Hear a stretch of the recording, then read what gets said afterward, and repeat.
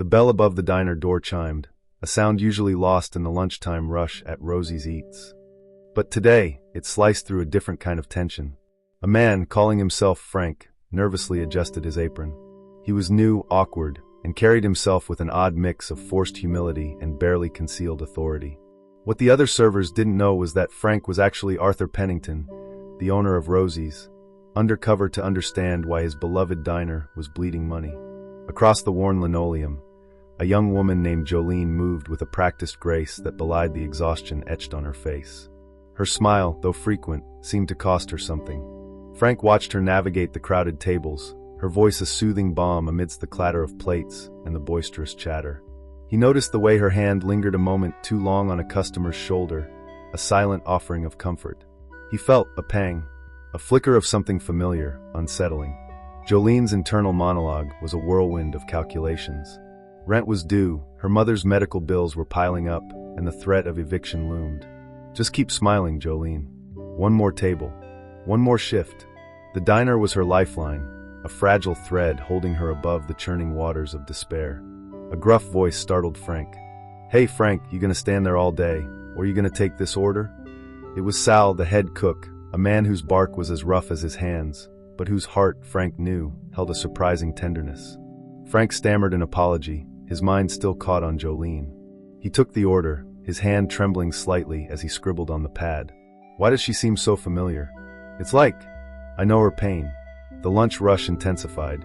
Jolene's movements became more frantic, her smile strained. A spilled coffee, a missed order, small mishaps that seemed to chip away at her composure. Frank watched, a growing unease tightening his chest. He saw her bite back tears, her shoulders slumping for a fleeting moment before she straightened, her smile reappearing like a mask. Then it happened. A customer, impatient and rude, berated Jolene for a minor mistake. "You people are all the same. Slow, incompetent." His words, sharp and cruel, hung in the air. Jolene's face crumpled. A tear escaped, tracing a lonely path down her cheek.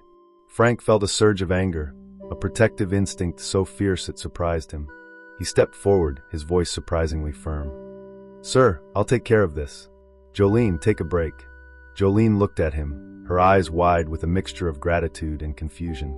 She retreated to the back, her shoulders shaking. In the relative quiet of the kitchen, Sal offered her a cup of coffee. "Rough day, huh?" Jolene nodded, unable to speak. Sal sighed. "Reminds me of someone, a long time ago." He stared into his coffee, a distant look in his eyes. Frank, watching from the doorway, felt a jolt. Sal's words, Jolene's pain. It was all starting to coalesce, forming a picture he couldn't quite grasp. A memory, fragmented and hazy, flickered at the edge of his consciousness. A young woman, a diner, a harsh word, a promise. He approached Jolene. "Jolene," he said softly, did you ever live in Oak Haven?" Jolene's head snapped up. "Yes, how did you know?" A wave of dizziness washed over Frank. Oak Haven, the diner he'd worked in as a teenager. The promise he'd made to a girl who looked exactly like Jolene's mother. A promise he'd broken. The pieces clicked into place. Jolene was her daughter. The diner, Rosie's Eats, was the same diner years later. The neural coupling, the shared history, was their intertwined fate. "My name isn't Frank," he said, his voice thick with emotion. "It's Arthur. Arthur Pennington." Jolene stared at him, her eyes searching his face. A flicker of recognition, a dawning understanding. Frank explained everything, the guilt of his past, his desire to make amends. He revealed his true identity, the reason he was undercover. The revelation changed everything. The power dynamic shifted. Frank, no longer just a clumsy waiter, was now the man who held her livelihood in his hands. But instead of fear, Jolene felt hope. He helped Jolene, not with charity but with opportunity. He promoted her, increased her pay, and invested in the diner, giving it a much-needed facelift.